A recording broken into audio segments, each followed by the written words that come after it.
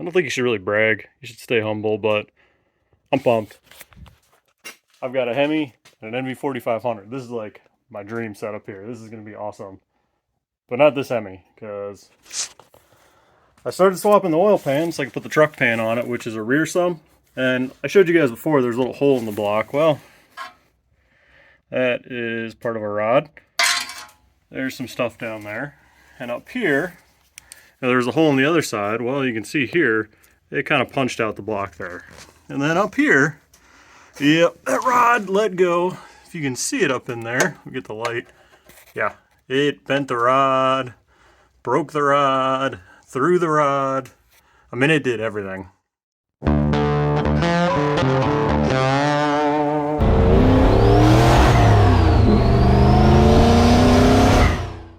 Hey guys, welcome back. And I've got the Ford with the Hemi, just right here. And I haven't been able to work on this thing in over a month because, you know, we went to Glamis, so I had to prep the quads for that, prep the 51 for that. We went to Glamis, we came back. Ton of fun. Like, that was amazing, which was kind of good because I was a little burned out on this thing. But now that I'm back, I'm excited because I can finally work on this thing. I got motivation again to get this thing done. So I'm going to build some motor mounts. Maybe a trans mount, I don't know. Maybe steering. I don't really know how this video is going to go. It's going to start with engine mounts because I need to get that done. And then wherever I feel like going from there, that's what we're going to do. Okay, for those of you that don't remember what we're working with here, 67 F100, two-wheel drive, short base. Now it's got 8-lug axles, four-wheel drive axles. And what we're working on is stuffing this 0857 Hemi in here. And engine mounts are the first thing we're going to do. And this motor's out of an RT Charger. It has these like vertical engine mounts back here. And I actually really like them because they sit flat. So after looking at it, that's what we're going to do. So what I did here was, it's a little hard to see, but I basically marked front and rear. And then I'm going to plate the inside of the frame. And then we'll make little perches to drop in there. And I got some different engine mounts for it. Alright, so fun fact, I got the motor out. This is an 0857 Hemi out of a Charger RT, and I pulled it out of the junkyard. I paid $200 for the fully dressed motor, knowing there was a chance that, you know, the motor might not be good. But I needed, you know, I wanted the car accessory drive and intake and everything, and that stuff's hard to come by. Worst case, it's a mock-up motor. And we spun the motor over at the junkyard. It was full of water. Okay, somebody blew the head gaskets. The thing had like 240,000 miles or something showing on the oil change sticker. So it's a pretty high mile motor. Well, this one is guaranteed not to be the real motor. This is purely going to be a mock-up motor because that is a nice little window into the block. So I don't know what they did to it. Maybe they blew the head gaskets, hydro-locked it. But yeah, this is a mock-up motor, and I'll probably end up trying to buy a truck motor because I'm going to need the truck oil pan underneath. But I want to run the car intake and the car accessory drive. So in the end, it's still a good mock-up motor. But what we're doing here is these are the factory 08 Charger RT engine mounts. And I like them because they mount flat like this, as you can see. The problem is, these are hydraulic mounts. They have hydraulic fluid in them. It's to cancel the vibration from when this thing goes into 4-cylinder mode. We're not going to have 4-cylinder mode. So, and I mean, these are kind of weak. You can kind of see this one split. I think we screwed it up when we pulled it out. But, interestingly enough, the Charger police cars didn't get these. They got these solid rubber mounts. So, and they bolt right on. So I'm going to swap these police car mounts on here because, you know, got to have cop mounts for a cop motor. And then we'll use these instead of these hydraulic ones. These were cheap off eBay, like 20 bucks a piece. So swap them on there and then we'll plate the frame.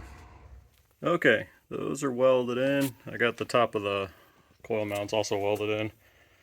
So I still got to weld the bottom, but that one will have to wait, I think, until I jack the frame up so I can get underneath better because the axle's kind of in the way. But this will work for now. So now I got to take this thing, drop it back in, and then what we're going to have is a little plate that just kind of comes out and it's just going to sit flat here. I got to set the height and everything and angle. So I want to get the motor in, and then I'll kind of mock them up, tack them in, and then reinforce them later. But that should work pretty well. I mean, that's solid. That's 1/4-inch plate on both sides.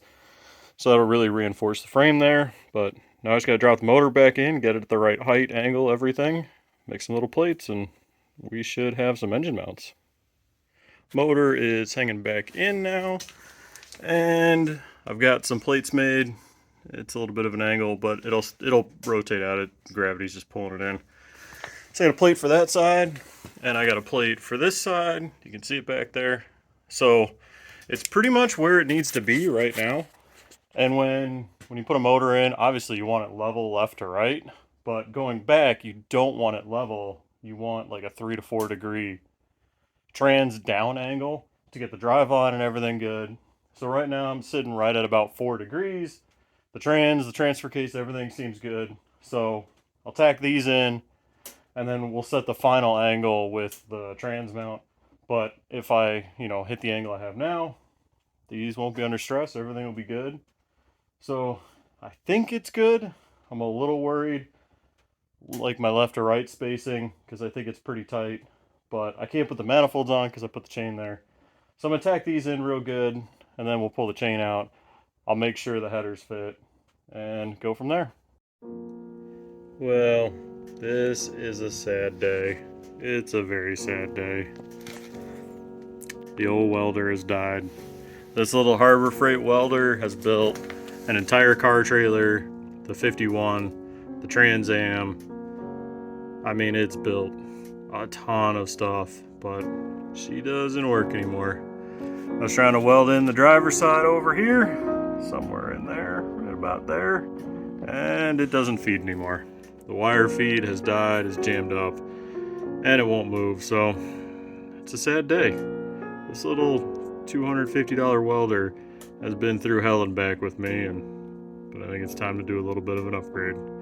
Because I can't weld anything right now, so it's kind of hard to tack the motor mounts in without a welder. Time to go shopping. Well, got this new Hobart welder.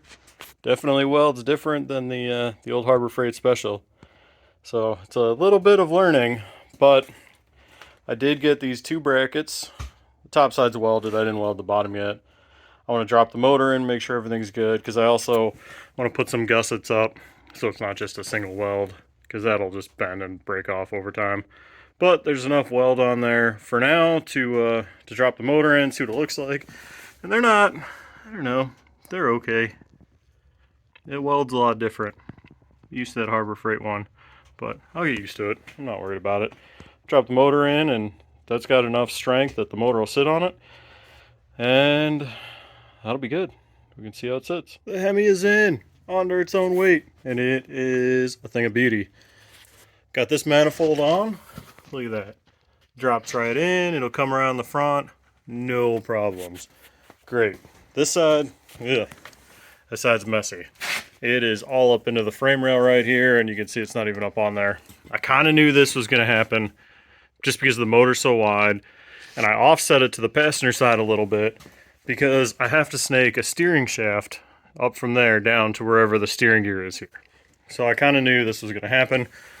So I've got some spots marked out here. I'm going to trim it out and down, basically cut a whole little hole out of the frame, which I'm not worried about because this is basically bracing the backside.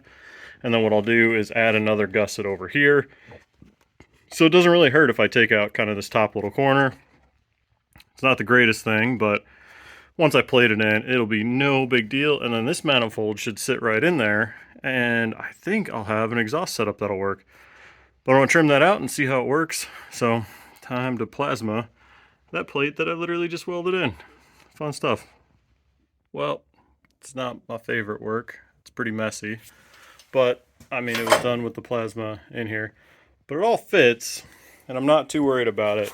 Because this structure that I cut out that kind of goes this way, this top of the C, is basically replicated right here on the other side.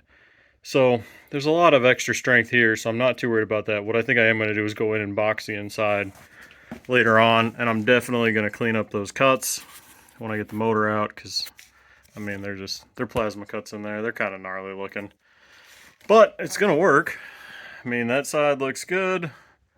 This side will come down, and I got plenty of room in front of the motor. So, next thing I think, I should probably throw a trans mount together for it. Just so it's sitting exactly where it is. Then once it has a trans mount, I can start to work on steering. But I'm pretty happy with it so far. It's tight, but so is the 51. It's just, that's going to take right there. That thing right there. That's going to need some time spent. I'll probably box it inside to add some strength. But I'm pretty happy with it so far.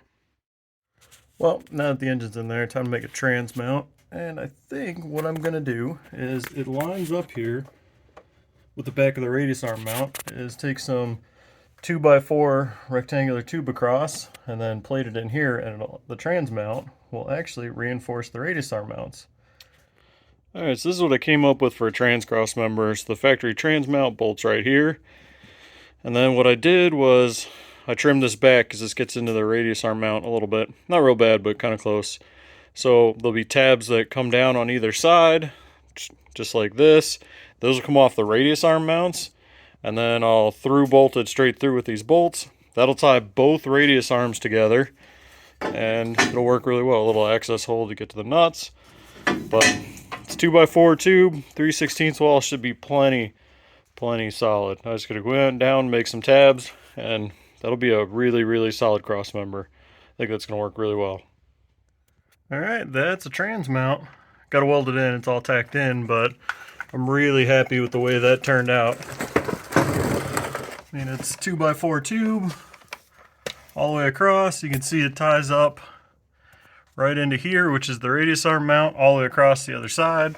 And then it grabs the frame on the back side and runs across. I mean, that is solid as can be. And that's gonna add a lot of strength across. So I'm really happy with that. Now I just gotta pull the engine and trans out and fully weld everything. Brace up the engine mounts. The drivetrain will be mounted permanently. Okay, so the motor mounts are all fully welded in. I braced them up. They are solid. It's all 1/4-inch plates, so it should be good. I'll clean this cut up later when I do the exhaust, figure out where exactly it needs to be. But I had to notch this a little bit for the engine mount, but everything's solid. The trans mount, I got all those brackets welded in.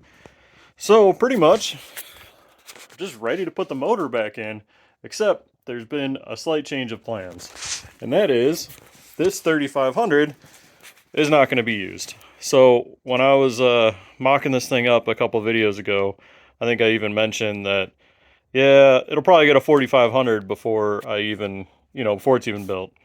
So I just picked up an NV 4500 to replace this 3500, which means I'm going to have to redo the whole trans cross member.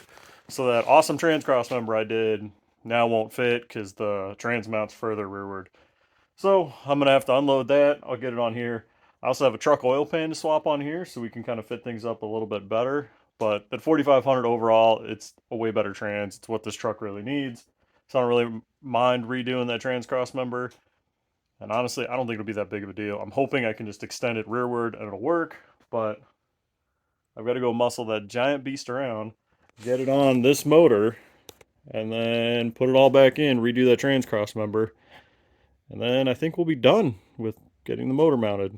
That'd be nice. And here we have some of my favorite things. So over there, NV 4500. Right here, NV 3500. So if you watch this build to 51, you'll see a video, or there's a clip in there almost exactly like this.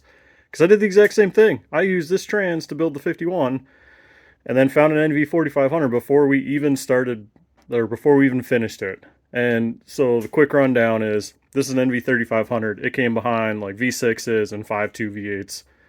That is an NV 4500, which came behind Cummins, V10, 5952, and Hemis. So that will match up to this perfectly. So we'll probably end up having to beef that up because, like on the 51, we snapped the output shaft because the gas version runs a smaller output than the diesel. So if I look at my crystal ball, we're probably going to snap that output shaft at some point because we're going to turn this Hemi up and we'll probably break that. But for now, we're just going to leave it with the smaller 23 spline output. We ran a long time in the 51 with that.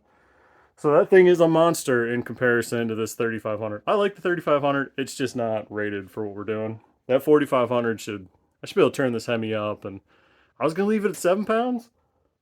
It might see like 15 just right off the bat now because we have that trans. So that's going to make this thing way more fun.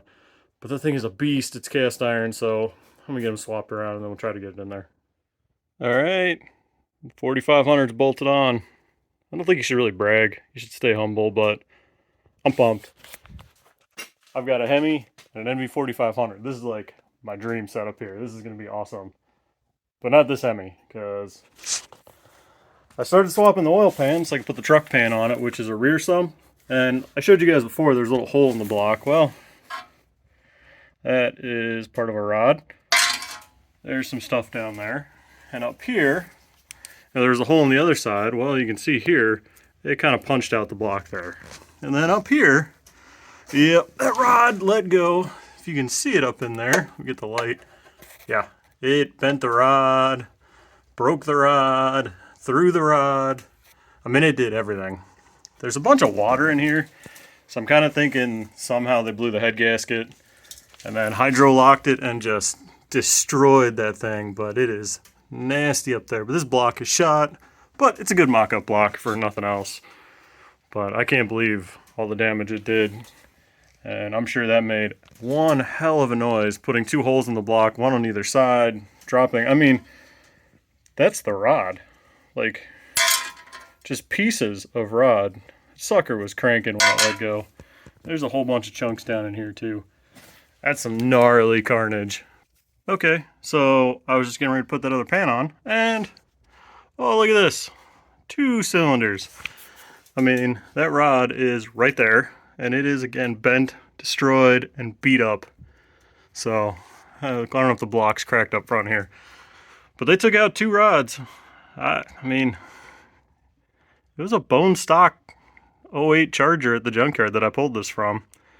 It had 260 some thousand miles, but the only thing is they blew the head gasket and hydro locked it. I don't know how else you blow 2 rods on a bone stock motor like that, but that's pretty gnarly. Windage tray took a beating. All right. Yeah, and that's how you don't want to change the oil pump pickup. I don't feel like taking it off. This motor junk. Cut it off, just like put that rear sump pan on. All right, so I've got this 4500 in here, and it's obviously a bigger trans. The other issue is my trans mount is back here versus up here where it was on the 3500. So not a big deal, but the other problem is this trans, I don't know if you can see it, not really, but it's sitting on that cross member right now. And as you can see, it's not all the way up, it still needs to go up. So I'm gonna have to cut a little notch out of there and box it in, and I'm probably gonna weld up the hole, the access hole I cut on the bottom, weld that plate back in to get the strength back, but I'll notch out a little bit and then I'll put a little bracket on here to come back, grab the trans mount, and I think it'll work, but I gotta drop this one out, start cutting it up, and then get it back in here. So here's the notch I had to take out, and what I did, nifty little trick, is when you cut it out, take it, flip it upside down, like I did. It's just sitting in there right now. It wasn't the cleanest cut, I freehanded it all.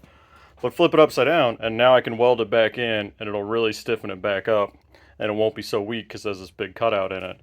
And it saves you from having to cut a patch panel. It's already got the bend in it, so I'm just gonna weld that thing in now, and then we gotta put the little extension on the back for the trans mount.